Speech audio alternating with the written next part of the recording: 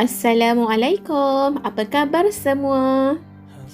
Ustazah doakan semoga semuanya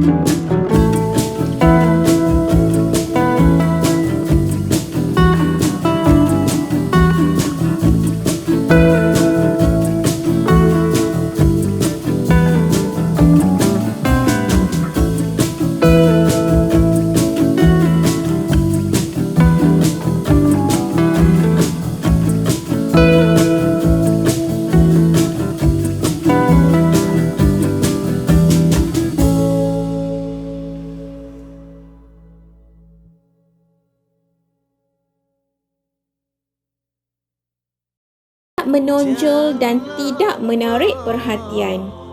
Murid-murid sekalian, jom kita lihat doa memakai pakaian. Allahumma inni as'aluka min khairihi wa khairi ma huwa lah wa a'udzu bika min syarrihi wa syarri ma huwa lah. Wahai Tuhanku, bahawasanya aku memohonkan kepadamu dari kebajikan pakaian ini dan dari kebajikan sesuatu yang pakaian ini dibuat untuknya. Dan aku berlindung dengan Engkau dari kejahatan sesuatu yang pakaian ini dibuat untuknya. Seterusnya, jom kita hafal doa membuka pakaian pula. Bismillahilladzi la ilaha illahu. Dengan nama Allah tiada Tuhan selain Dia. Murid-murid sekalian, Ustazah harap semuanya dah hafal doa-doa tadi ya. Seterusnya, jom kita contohi sunnah Rasulullah sallallahu alaihi wasallam dalam berpakaian. Tahukah murid-murid, Rasulullah sallallahu alaihi wasallam suka memakai baju yang berlengan panjang hingga ke pergelangan tangan. Baginda juga berdoa ketika memakai pakaian seperti serban atau baju yang sempurna. Rasulullah sallallahu alaihi wasallam juga suka memakai pakaian putih, bersih, wangi dan berpakaian sederhana. Murid-murid yang Ustazah kasihi sekalian, sekarang kita lihat pula hikmah berpakaian menutup aurat.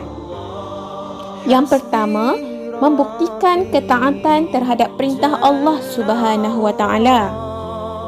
Dan yang kedua, untuk menjaga maruah dan kehormatan diri.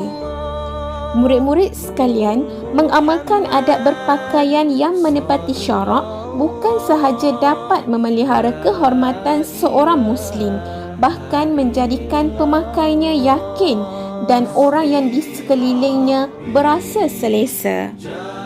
Baiklah murid-murid, selesailah sudah pembelajaran kita hari ini untuk tajuk Tutuplah Auratmu.